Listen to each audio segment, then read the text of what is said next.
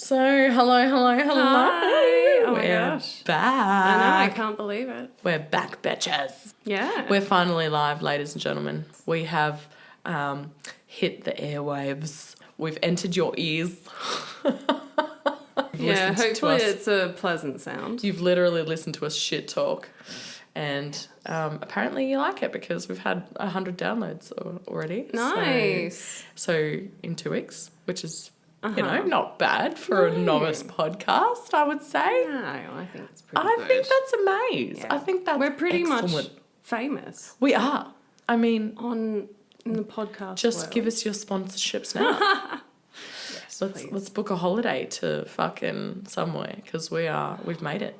Like Italy or Spain would be nice. It would be nice. I'd like to go to... Anywhere but here. Yeah, 100%. Oh, just newsflash. What? We're both sick. We're both sick.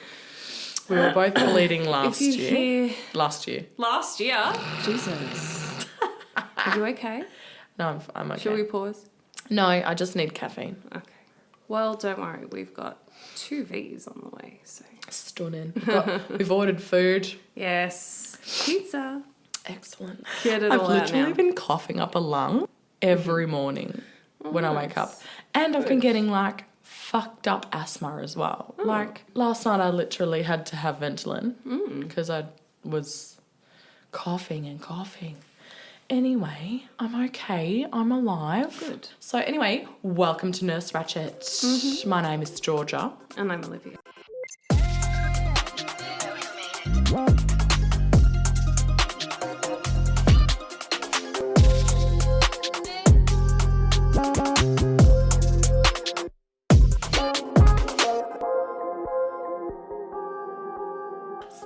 So how was your week, Dal? You asked me the same question last time, and I know. I said, not really and appropriate. we never even spoke about it. I still have no idea to this day what was the issue. Yeah. Apart from work drama, because we've all had work drama. I've had some serious work drama. Oh my God. Always. And you just got to fucking let it out in appropriate areas, which is not on a public platform, unfortunately. Yeah. But anyway, we'll have a good old bitch fest later and we'll get it off our chests. But my cat is pregnant, everyone. Uh-oh. And I discovered this. I know. Because she's indeed. really, really fat. Yeah. So she just looks real fat. She does. And I was like, this would explain why there was like 12 cats hanging around our house. Like, stop it. She's been in heat. Probably a month ago now. Yeah, but she never bled. You said that she would get a eustrus or whatever the fuck that is. Estrus. That's the one. Well, I thought they would be the same as dogs. No, I don't think so. I came home from a weekend at my mother's. I looked at the cat and I was like, holy fuck, you look fat. So she was laying down. I went and put my fucking hand on her belly and I felt 5 significant kicks. 5? Yeah. Wow. Like, undeniable. Like, this thing was wriggling about like nobody's fucking business. I was like, holy fuck, we're going to have babies. So I'm scared. Yeah. The kids are fucking ecstatic and super duper fucking excited. And I'm just like kicking myself and hating my fucking life. It's entirely my fucking fault. But anyway, we're going to have Christmas babies, I think. How long are the cats pregnant for? I've been Googling. Yeah, tell me. It's about 2 months. Oh, that's quick. Oh my God, I know. And then they can get pregnant like 4 weeks after they give rabbits. birth. It's fucked. They're literally like rabbits. It's fucked. So Kat's pregnant. I'm still single. I've been having girls' nights out, avoiding men, but not really. I did kiss one man and then I got sick, so fuck you, manky man. I went to Bright with my family, went to a hot rod run. What is that? It's like a massive car show. All the hot rods and souped up fucking muscle cars. So that's my life now, fucking spending time with my mother on weekends, kissing boys and dealing with a pregnant cat. What's your life like? Also, we have a new American president. How do you feel about that? Yay to all people with uteruses everywhere. I have no words. I know. I'm not surprised, though. Are you? No, I'm not surprised. I'm not surprised. No. Did you see Kamala Harris got Beyonce in to speak at her I mean, I one of her heard. events. I saw a meme of Trump going, she's got Beyonce. But apart from that, I don't know the context around that. She had a couple of other celebrities as well, I think. Yeah. Yeah. Because why? So cringe. Well, Yeah, obviously she wants the popular vote. How to explain it. I don't even know how it works. Clearly didn't work for her. No. But anyway, I just think people in America are fucked and will forever be fucked. And I just hope that Australia does not follow suit because I value our abortion rights and I feel like that is under threat a little bit. Yeah. And the amount of fucking psychos on the internet right now. Have you seen the guy where he was like, "Hi women, I own your bodies." Did you see that? No. Pause. Let me just... Do I want to see this? Oh my God. He is off. Hey bitch, we control your bodies. Guess what? Guys win again, okay? Men win again. Who is that? His name is... God. Can you like send that to me, please? Hey bitch, we control your bodies. Men win again. Nick Fuentes. Nick Fuentes. You can't search him on TikTok because it says this phrase may be associated with hateful behaviour. Oh, yeah, no shit. Interesting. On TikTok. Isn't that like the prime place for hateful behaviour? Yep. Anyway, he posted that they? video on YouTube, I think, and he was like, "Hey bitch, we control your bodies, men win again, blah blah blah." And he literally got doxxed, which means people find out where he fucking works, where his address is, blah blah blah. Yeah. And someone literally burnt his house down. Oh wow! I'm not even joking. That's amazing. I'm not even joking. So that's insane. Fucking karma. Wow. Yeah. If ever. We don't encourage vigilante behaviour on this podcast. However, also, clap, clap, clap. But yeah, that's the world as it is today on the 13th of November, 2024. Yeah, at 11:47 a.m. Yeah. I'm just trying to get my brain on straight. It's all good. I remember saying that once in front of an anaesthetist. A brain on straight. I'm sure they would have corrected you. I'm really sorry. I just don't have my brain on straight today. He was no. Well, actually, you can actually wear a brain straight. This is how the brain is positioned in the fucking cranium, because I know every fucking thing in the room. Is that what he said? No, but I'm sure he wanted to. Something to that effect. Yeah. I forgot to pass the tape or something. Yeah. Stupid. Yeah, something. How did you get your degree? Yeah. You should know how to pass up tape. Last time we spoke about Lucy Letby, I covered obviously everything about her history as a nursing student in uni and all the way to the end of her time as a nurse and beyond. But today I wanted to sort of circle back to a few things I discussed in the first episode and try to cover as much of her trial as possible and also touch on the current proceedings that are happening against Letby, but that's more like part 3. So ultimately it was decided by a jury in court that Letby was guilty of the crimes she's accused of.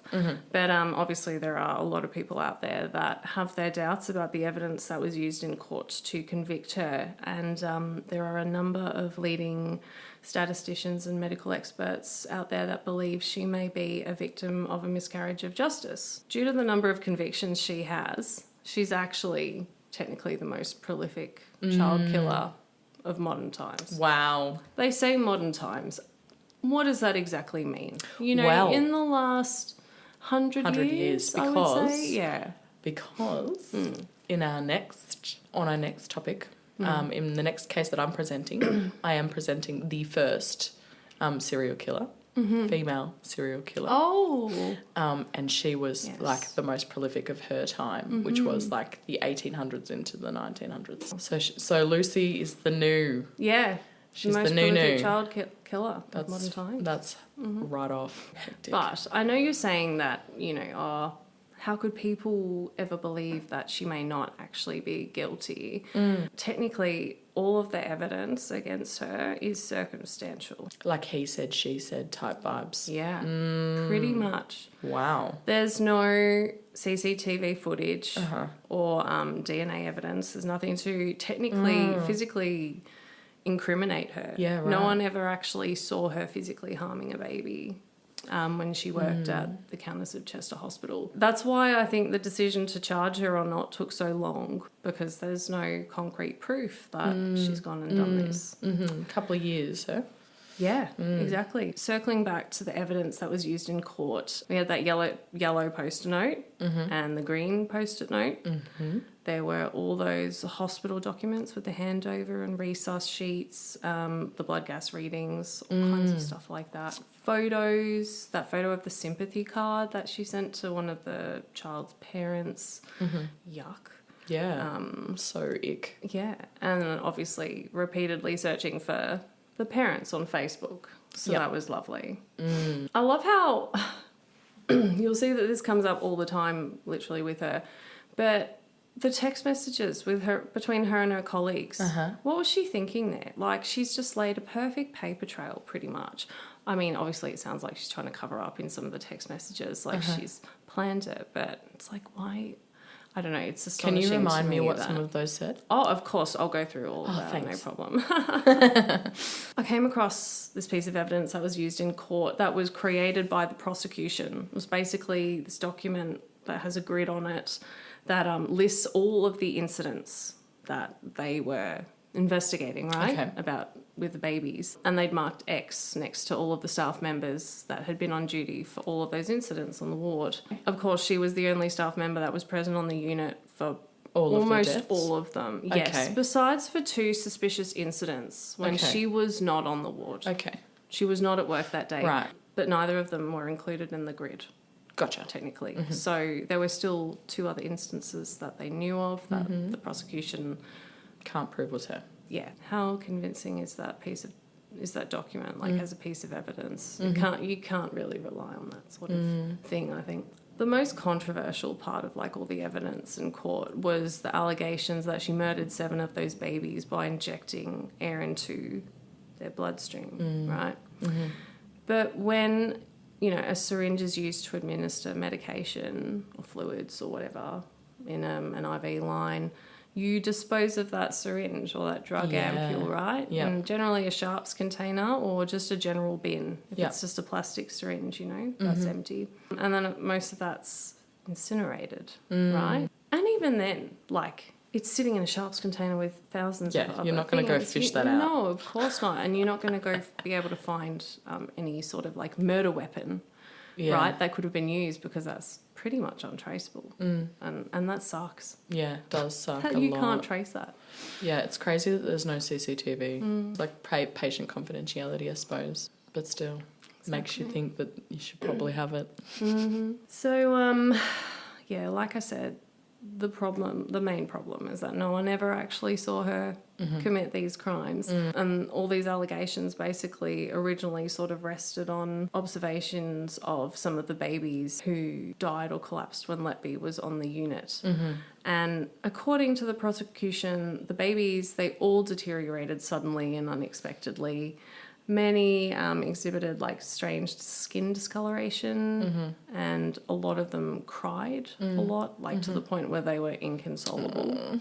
That's awful. Overall, there are many doctors that, agree with the skin discoloration on the baby being proof of an air embolism, but there are also many that completely disagree that that is proof of an air embolism. And they also mentioned the point that there's no proof that the air seen on the x-rays of the babies was introduced into their body while they're still alive. Right. Which I thought was weird, because they weird. implying that the air got there after the babies died? Which is kind of impossible because they don't have natural circulatory weird function. thing? Yeah. Unless you directly inject it into whatever space you want to make it look. Yes. But who would do that and why? Yeah, and then they would find the injection point if she's actually injected through the body. Well, if they do a post-mortem. Did they? On some of them, yeah. Not on all of them. No. I thought maybe, is that a natural part of the decomposition process, potentially? But Possibly. There is gases. Yeah, There's of definitely course. gases that are. But, I mean, it's more than one in the same type of way. That's so, right. I mean, correlation, causation. Yes, exactly. And, the prosecution would say quite often in court that all of the babies were really, really well before they collapsed or died. As Just if they were underweight. as if they were trying to make it sound like the babies were a lot more healthy than they actually were. But then why were they in the NICU if they were healthy? Yeah, exactly. Some doctors say that, you know, every single one of the babies had pretty much quite a significant illness at the time and were a lot more ill than the prosecution made it out to be in court. Yeah. Which clearly, yes, they would be. They're in NICU, just like you said. I mean, stupid. One of the doctors that gave evidence, her name is Dr. Sandy Bowen. She says that she believes the babies were stable prior to their collapse, but stable doesn't necessarily mean healthy. Yeah. Right? Yeah, you can be stable, but you can still be like on the edge of crashing. Yeah. Just because you're stable. Stuff can still go wrong all the time. I mean, it's true. Yeah. But still, increase in deaths, similar ways of dying. Sus. Yeah. And a quote from her in court was, "I gave evidence under oath 16 times. I told the truth." In relation to the insulin cases, the insulin babies, she's convicted of using a variety of methods to harm them, such as, you know, injecting air into their stomachs, force feeding them with milk, dislodging breathing tubes and inflicting physical trauma. But the one thing that they really had was these lab tests that showed that two of the babies had been poisoned with insulin. That they weren't prescribed. Yes, exactly. So both of these babies had low levels of a substance called C-peptide. I think I mentioned it last time, which is a marker of naturally produced insulin. So the fact that they even found that, let alone in such high levels, proves that it was not natural insulin and was administered to them. So, yes, I thought that was... That's pretty conclusive evidence of... foul play. Yes. It doesn't prove that she did it. No, that's exactly right, because no one actually saw her do it, of course. But she was there when they both started experiencing symptoms and crashing and going downhill. But if it wasn't her, then who spiked the bags? Question. Do they have a Pyxis machine? I don't know. Can they look at who took out insulin? Obviously not. Maybe they just had a drug cupboard. They have a drug room. Yeah, and anyone can go in there. Stock room. Yeah. They could have looked at who swiped in, unless it's just a fucking room with no lock, which would be pretty not for the times. Like, this is a recent case. Like, you would think that they would have a swipe in. Yeah. But everyone comes in and out. And it's an old underfunded hospital, from what I understand. Is it? It's in Chester. Okay. It's not very... That means nothing to me. Not very popular. Not a very popular place, I think. Okay. I think, you know, in court, they challenged the accuracy of the C-peptide test results. Of course they will. How? The test that they use to measure the levels is called an immunoassay test, and apparently works by using antibodies to detect and measure certain substances. So in this case, insulin, right? But there are circumstances in which an immunoassay test can mistake another substance for insulin, apparently. This is called interference, and it results in a false positive. Oh, God. Right? Okay. Of course. Critics say that the only way to be sure the substance being measured is definitely insulin is to use something like mass spectrometry. Add that to the Urban Dictionary. I know. I'm like, oh, yikes. I remember learning about that shit in high school. Can you explain it briefly? No. I could be wrong, but I think it basically just sorts particles from heaviest to lightest and largest to smallest, and separates the DNA, whatever the fuck. That sounds right. This is going back like 15 years, okay? I'm trying to remember what I learned 15 years ago in chemistry. If they were going to retest, though, they'd have to have access to the babies, obviously. And this is a couple of years later, yeah, isn't of it? course. There's no chance that they can go back and retest that sort of stuff. Cremated. Yeah, You'd have to exhume the bodies. How likely is it that this test has registered something else as insulin? What are the chances of that happening twice? And one was off the charts, yeah? One was off the fucking charts. Months, yeah. No, they were both off the charts. Yeah. Yeah. One was so high, that it was not registerable. Yeah, you're right. Anyway, they questioned that bitch for 14 days. Wow. Not long enough, hey? Well, 14 days is... Oh, she could do another 14. I was wondering if you were being sarcastic or not. No. Fucking 14 days is a lot. No, they could have done more. No. They should have really... They could have done it for 6 months. Oh, they should have ripped her a new arsehole. People in the audience were saying that she seemed very like aloof and indifferent sometimes. Disconnected. But then other times she wouldn't be able to sit still. Mm-hmm. She'd be squirming around like a worm and, she's got ants in her pants. Yeah. She also, claims to be unable to remember certain things like the death of a certain baby she texted her colleagues about a lot, or repeatedly searching for some of the parents on Facebook. She denies that. Can't trust anything she says though, really. No. She's obviously mentally disturbed based on all the post-it notes in her fucking house. Oh, yeah. Like, she is tormented inside. There's obviously something. She's obviously broken the law simply in the fact that she's stolen confidential medical files and taken them home, and said, I killed them. That's a pretty clear indication that something's off. But she never confessed to the police. No, and I really don't think she would. She's too fucked up. Aloof. Yeah. Disconnected from reality. I think at this point she probably is, just to get through what she's going through, aka sitting in a jail cell all the time. Because she was in jail for 2 years before the trial, hey. Yeah, that'd fuck you up a little bit. Safe, you would think that she'd be keen to get out. Yeah. They made it be known in court that the day after murdering baby A, so the 9th of June 2015, Letby messages multiple colleagues saying she doesn't want to go back into the nursery or see the parents. And the text states, "It was the hardest thing I've ever had to do. Just a big shock for us all. Hard coming in tonight and seeing the parents." Is this like a group chat, or is this like her having the same conversation over and over with them? Wow, interesting. Yeah, with different colleagues. Yep. She loves to talk. About it. Yeah. About her kills. Yeah, about everything. About work. Oh, my God, it's just weird. Because no one else is doing that. Like, they all witnessed the death of the baby. Yeah. Well, they're all responding to her messages. But I suppose baby A was her baby, wasn't it? 3 days after murdering...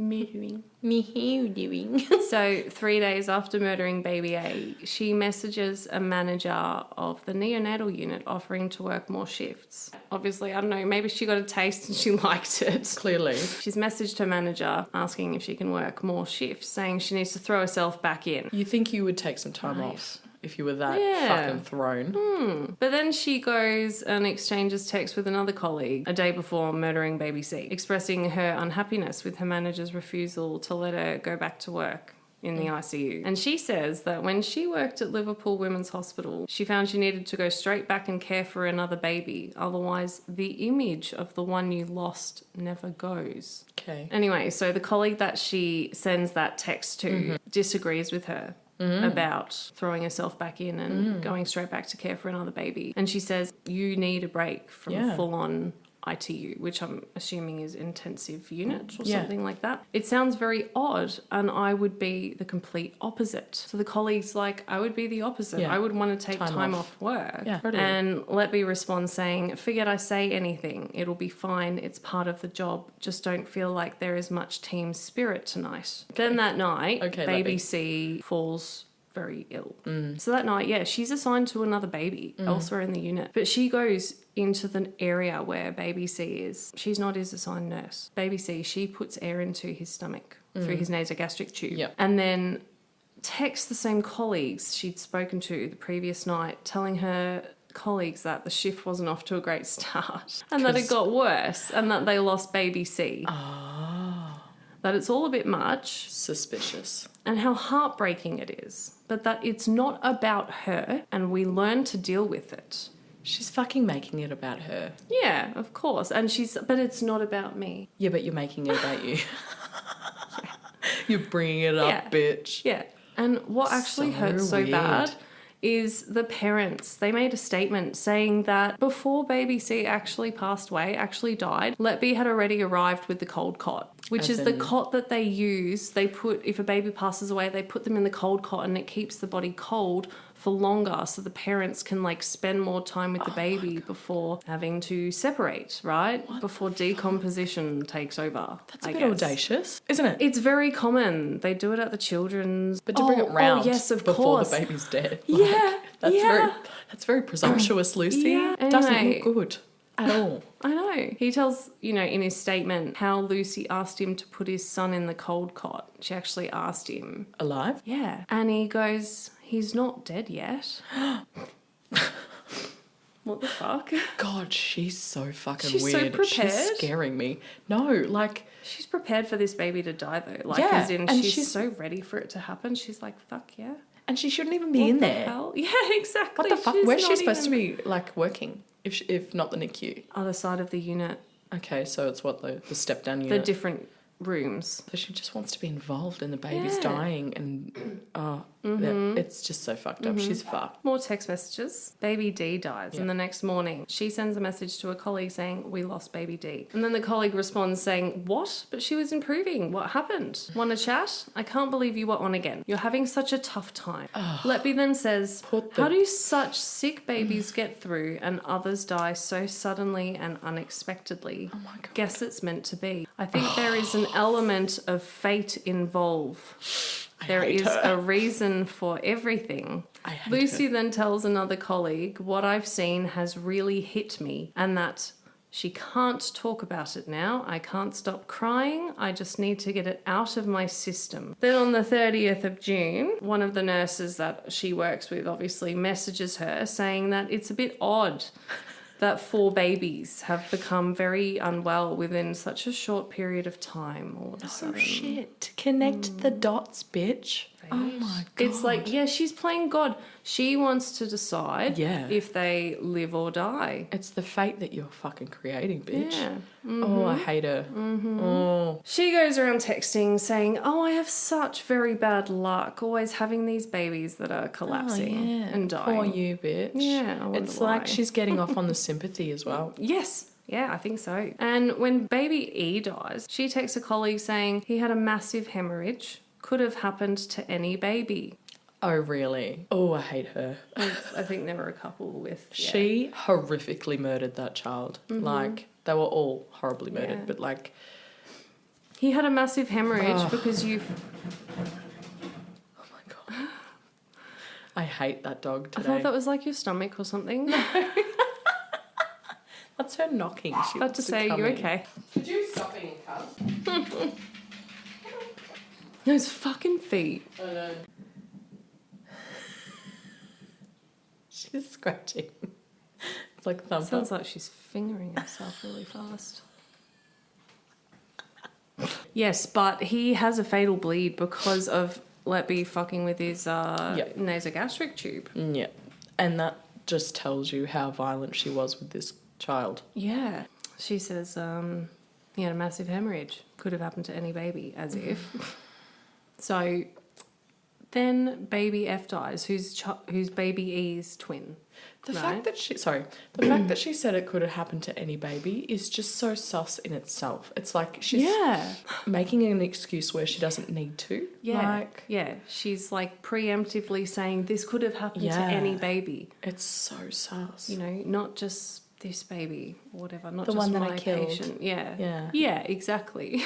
So then, baby F dies, and she texts a colleague saying she had already said goodbye to baby F's parents earlier before baby F dies, as baby F might go tomorrow. Was he sick? Well, I guess he was ill because he was in the ICU, but... was he on death's door? No. What the fuck? Connect the dots, How do please. you know he's going to go tomorrow? Oh my what God. the fuck? At this point, she's showing you who she is. And then she says both parents cried and hugged her, saying they'll never be able to thank her for the love and care she gave to baby F and for the memories she gave them. And then she says how heartbreaking it is, but it's really nice to know that I got it right for them. That's all I want. So then moving on to baby I. Letby texts a colleague the morning after she murders baby I. Saying, baby, I deteriorated a lot this morning, I'm assuming overnight, right, on her night shift, and had to be resuscitated.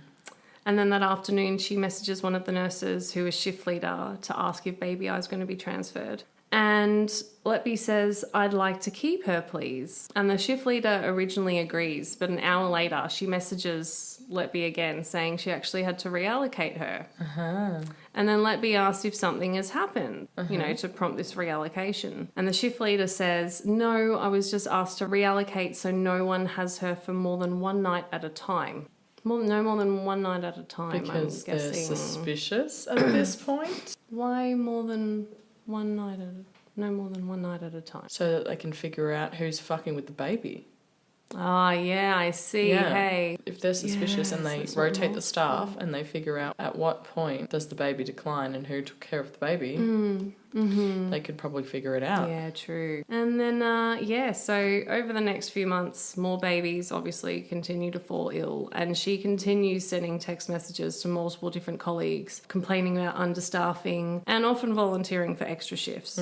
She's like planting the seeds Yeah. for her defence, almost. So the shift where she attempts to murder the twins' baby L and M is one of the shifts that she volunteers for. Yeah. This is interesting and weird and strange, but one of the doctors that worked at the hospital with her, there's, questioning about the extent of their relationship, but basically their messages on Facebook reveal that they were quite close. Interesting. Yeah. Anyway, so he can't be named. He who must not be named. Yeah, like Voldemort. I don't know if Why? that's like... Is he a fucking is that infant? just to protect his identity, like his so. career? I guess so. Or Maybe something. he probably didn't realise the extent to which she was a fucking monster. Yeah. And when he's he a was married fucking man, her. apparently. Oh, okay, so he's a monster as well. They deserve each other. Yeah, probably. They deserve each other. So let's not fucking protect him Yeah, at all, yeah.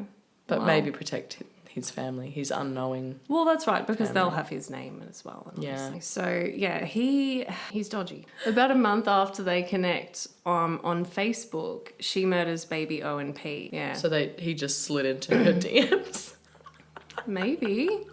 Or she did. Or she slid into I don't his. know. Wouldn't put it past either of them, obviously. Yeah. Anyway, so she kills baby P, and then the day after asks this doctor that she's been messaging on Facebook for reassurance, because one of the consultant paediatricians on the unit had been asking questions following another baby's collapse and resuscitation. He's connecting the dots. Well, a little bit. Yeah.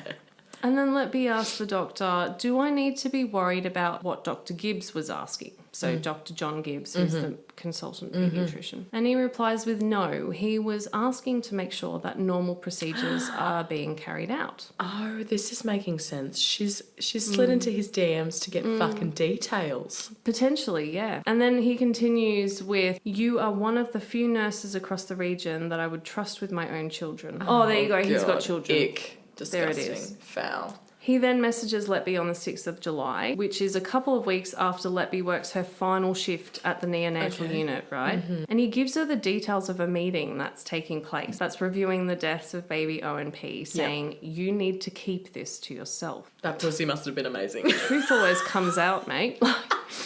But her snatch must have been the best snatch ever. Because he's given her all this fucking information. Jesus She must have put it Christ. down. It's got to dispense beer or something. She must have put it the fuck down. Yeah. To get a married man to give her classified information about her being fucking investigated. Yeah. And then he shares an email with her too.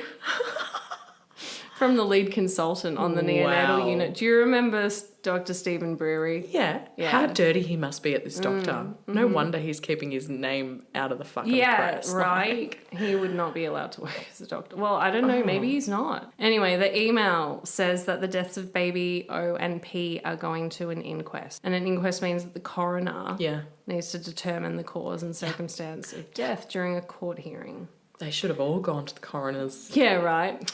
Anyway, Silly. Side note. But then he adds at the end, I know you won't say anything. This email has to stay between us. Is that okay? And she replies, of course, 100%. She's not going to tell anyone. She just wants to know the fucking deets. Yeah, exactly. That's right. I wanted to talk about the judge's sentencing remarks, which he makes at the end of the trial in court, because he just basically summarises everything. And also, I found new stuff out when I was reading his sentencing remarks. So. But I could only find the redacted version. I don't know, you know how much that would affect the information that's in it, but obviously there is like information that's concealed. Okay. I just don't know what that is though. Okay. But it's the only public version. She actually refused to attend her own sentence hearing in court. Isn't that funny? She's like, I'm she guilty. couldn't face it. I can't, She I don't want to hear it. I don't want to hear anything negative about me. Witnesses in the courtroom said that she generally looked extremely down and depressed throughout the duration of her trial, obviously, unsurprisingly.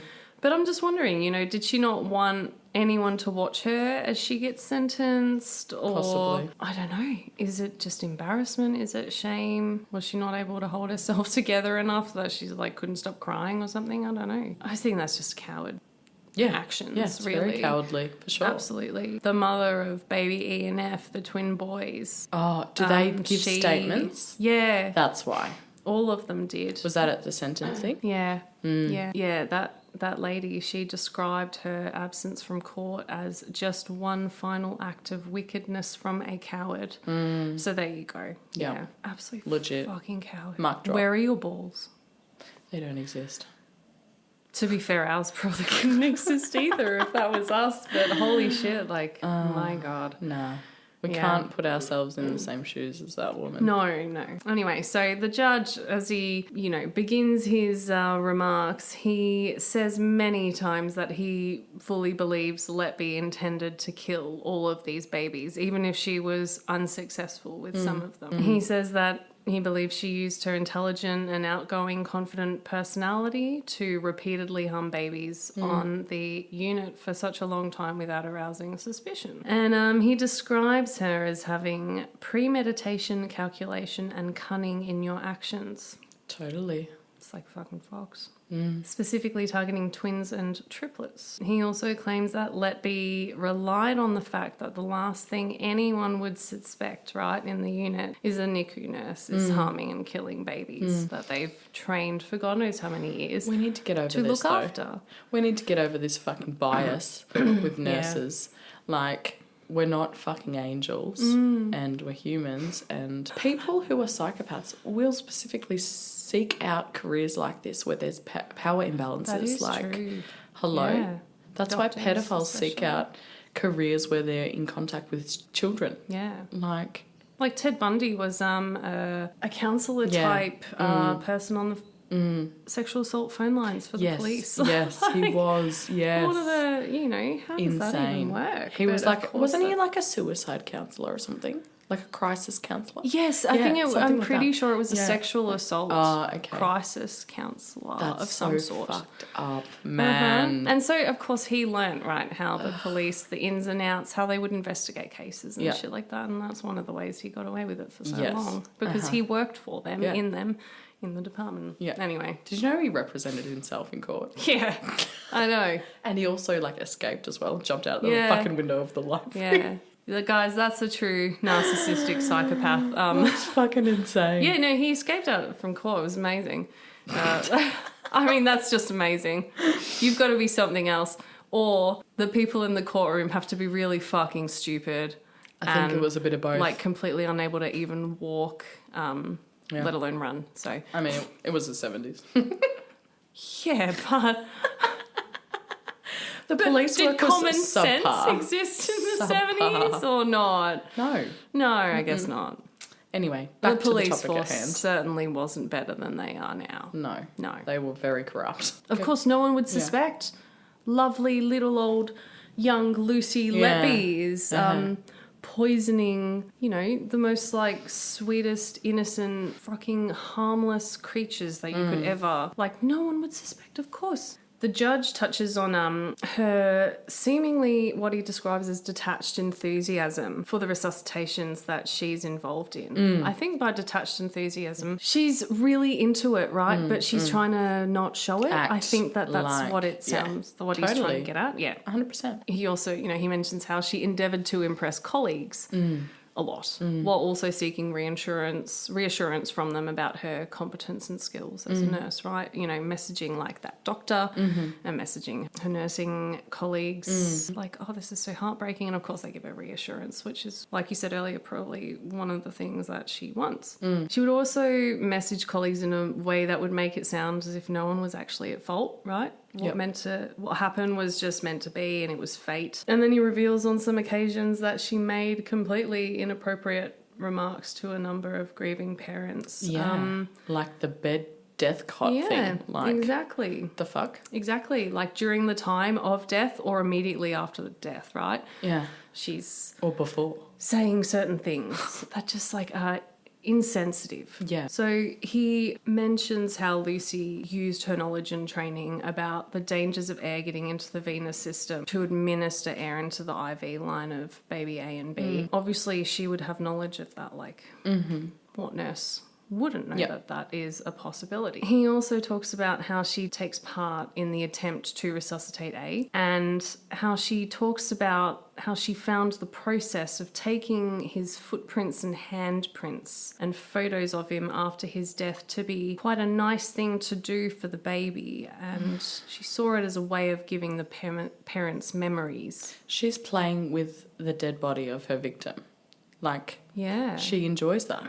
She enjoys the fact that Ew, you are right. Yeah, that she's killed a human and she's playing around with it just like Ted Bundy did, just like other psychopaths do. Like your fucking cat. Side note, my cat killed a bird and Decapitated it. and Apparently. left its corpse right next to my podcasting station. Lucy, come out here. I should rename Come on, we want to ask you some questions. We should rename her Lucy. Please. Guys, Please. she's... No, one of the kittens will be Lucy. Yeah. Yes. Yes. Lucy And one of them Letby. will be Ted. I don't know if that is wise, naming them after serial killers. I went away for a bit, left the back door open for the cats, came back and there was feathers everywhere, all over the fucking place. Came over to my podcasting setup and there was a decapitated corpse of a minor bird and its head was like somewhere to the left, like just sitting there. Innards everywhere, intestines in Ruby's room, like feathers behind her door, like it was a whole entire murder house. Yeah, so that was traumatic and I had to clean it up with a fucking brush and pan, but no brush because I couldn't find the fucking brush, so I had to scoop it with the pan, put it in the bin. The kids were traumatised. Oh no. They're like, poor Betty. I was like, what the fuck? Anyway. Hopefully it was dead before cat got to it. Oh my God, it wasn't. Probably obviously. not, but yeah. It looked very fresh. It looked fresh as fuck. It was probably fucking flapping around in here, like... There was like feathers fighting everywhere. for its life. It was probably poor thing. fighting for its life. And then it just got decapitated. And it's just... The poor thing probably Probably it's got lost no idea all of its what- feathers before it died. Cats will torture Yeah, animals. they play with them, don't they? Torture. Yeah. Anyway, it was a full-on crime scene. The whole thing about her taking the footprints and the handprints, I did not even look Playing at with it. her corpse. Ugh. Yeah, foul. It's a thing though, I'm pretty sure. I know, but it's just the way you're saying it and it's just a baby. Yeah, but it's the same concept, Ew. isn't it? I did this. Handprint. Yeah. Cute photo. Oh, look, he looks Yeah. so beautiful. Memorabilia. Lying dead in this fucking cold cot. Like, it's foul. what the It's fuck? disgusting. It's really gross when you think about it like God. Quite a nice thing to do for the baby and for the parents. that. Yeah. And the parents are Is probably that a fucking watching nice her. thing? Sorry, their baby just died. Is that nice that you're taking footprints and handprints? No. No, definitely Yeah, not, it's babe. nice. For you, because you're a But psycho. it's not fucking nice. No. God. It was kind of nice. Like... Patting my bird is kind of nice. Yeah. Like, Yeah, let's put it into context, babe. You're playing with a dead body. yeah. She Probably found it a bit more than just nice. Let's Yeah. be real. Yeah. So the judge sort of mentions baby A, baby B, and then he mentions baby C. And he outlines his overall poor, but generally stable medical condition. Even though I'm sure the prosecution was going, oh, he's so much more Unwell. sick than he actually was. Yeah. Anyway, so this is the night that Lucy Letby mentions she needs to throw herself back in and take an intensive care unit baby soon. That night, she injects the air into his nasogastric tube and he dies some hours later in his parents' arms. Terrible. The judge mentions the insensitive and inappropriate comment Letby makes to them about having to say their goodbyes and to put him in the ventilated basket, so the cold cot. And then he mentions baby D and how Letby was involved in her resuscitation and how she, said in her messages to the other nurses after D's death how upsetting it was and how distraught her parents I'm sure were. You're very upset. And how she referred to thinking an element of fate was involved. I hate that. Right. I know that is such a cringe. It's not fate, it's you. cringe You thing to fucking hear. cunt. You're a cunt. Yeah. And then, you know, he mentions a day or 2 or 3 days after each of these babies die, she's searching for their parents on Facebook. And it seems like she actually searches for the mother more often than the father, but she does search for both. I think maybe she, you know, just relates to like the mothers a bit more, maybe. Or she just wants to see the most distressed person, which and emotional. Well, that's what I mean. Like women are more open with their emotions. She relates to that. And maybe, I don't know, she's like, she wants I to be a don't think mother she relates herself to anyone other than a psychopath. I think Yeah. that she wants to see people suffering. Yeah. You know what I well, mean? Of course.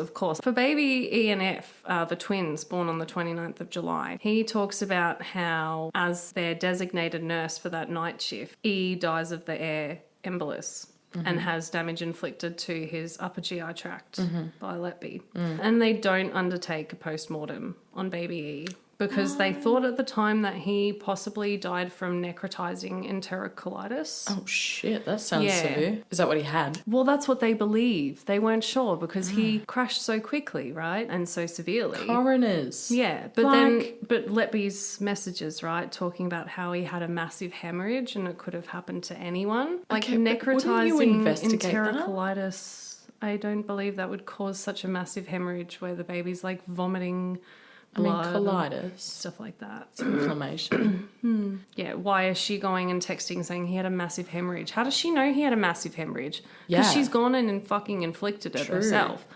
There was no post-mortem. Yeah. So how does she know? Yeah, exactly. Like, not even the doctors knew what the fuck was going on. They're going, oh, maybe, like, query necrotizing enterocolitis because they have no other possible explanation for what the fuck has just gone down in front of their eyes, right? Did he bleed, like, through his orifices or something, maybe? Yeah. Out through his mouth, nose. Oh, that's terrible. Because she fucked with the nasogastric tube. So maybe they Caused just trauma to his assumed. throat, stomach, Right. everything. So they would be safe to assume that he bled. Yeah, exactly. Okay. And then the judge describes how the amount of insulin needed to poison baby F was so tiny that it wouldn't have been noticeable in the bag, right? If when it's been injected, or it wouldn't even be noticeable from the vial when you remove it from the vial, because in a baby, what would you even be giving, like 0.01 of a mil or something Not a insane? lot. Yeah. I don't know. It would be such a tiny amount that wouldn't be noticeable at all. They know that there were multiple bags that were infused, yeah? Because as they kept changing the bags for baby F and later baby I, who she also uses the same method on, the baby continues to have these really dangerously low blood sugar levels, right? Despite having a dextrose infusion that keeps increasing as well. And that's because she's not just spiked the one bag the one time to cause one incidence of How does she get away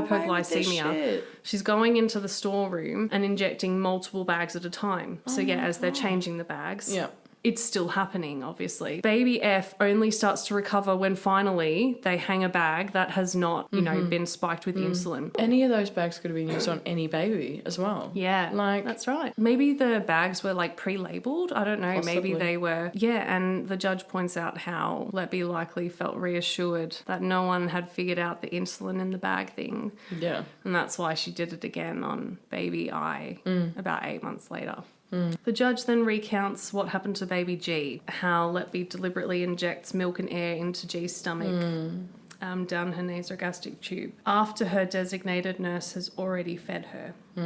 Terrible. Which causes baby G to projectile vomit everywhere, and her heart rate and saturation levels drop, and she ends up needing breathing assistance. So Letby's nearby and she assists during this, Of course but she then does. later she blames a colleague for overfeeding the baby. Yeah. Oh, psycho. She then tries to kill her again, 5 days later. So baby G's one of the ones that had multiple attempts by overfeeding her again, causing her to projectile vomit How again. does no one notice? And she stops breathing. Her feeding a child that's already been fed. That's not her child. Like, how does no one notice this? Oh, night shift. That's right.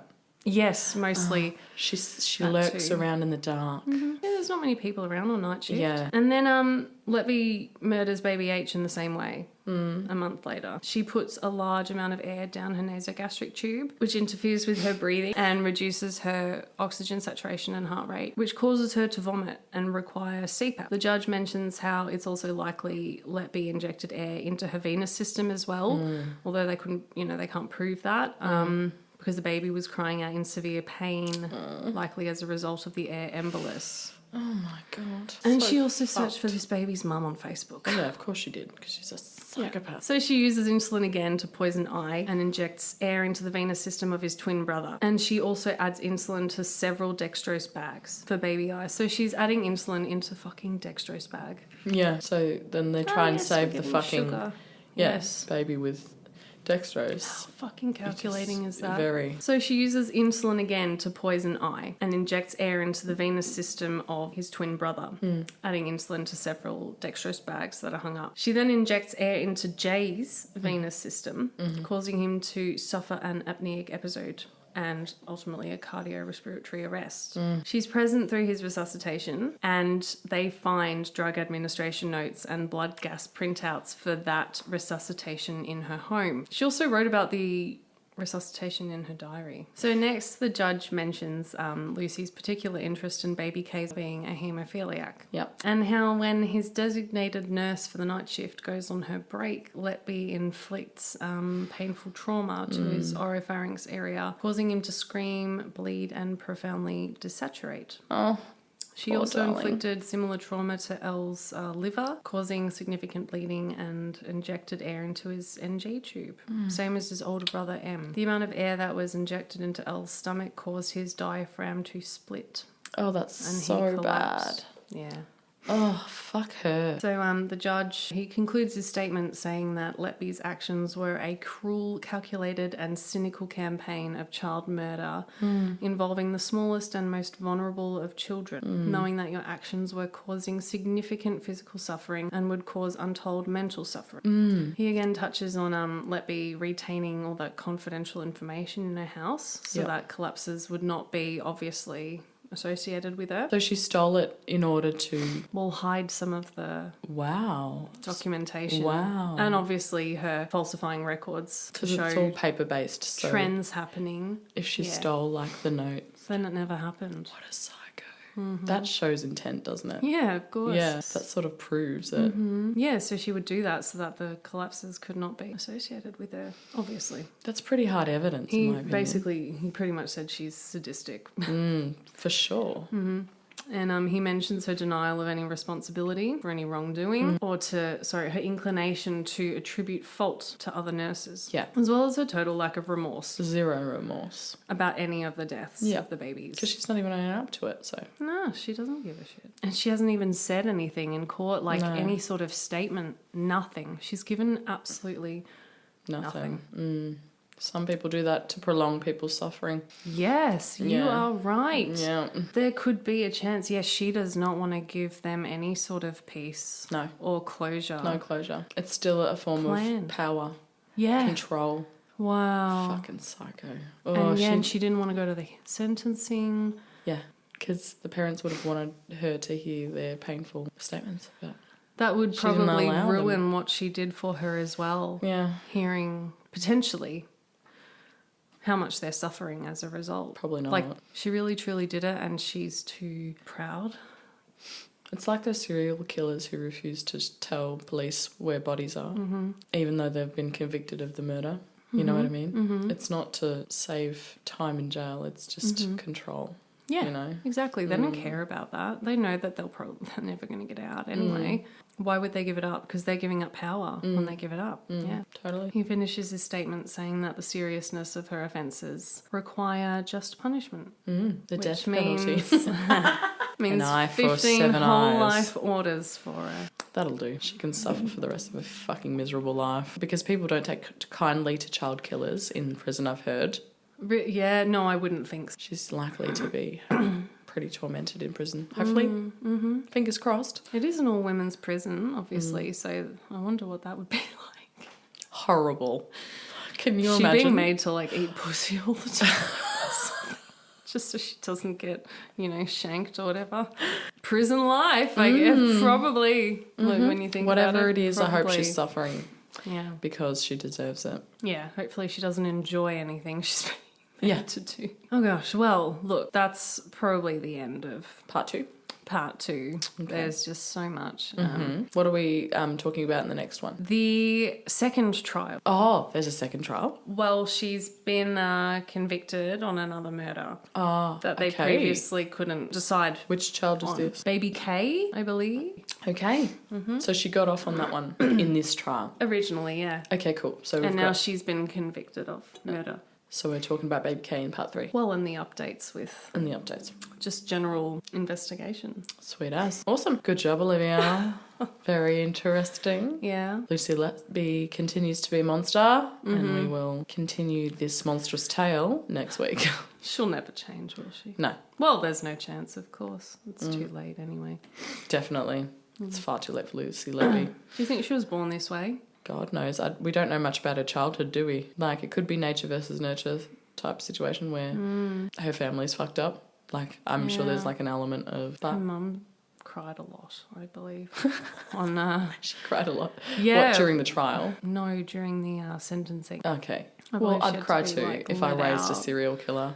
I mean, I would cry. Can you imagine? Definitely. It's like my worst nightmare to like raise a child to like Imagine kill and those torment two others. kids.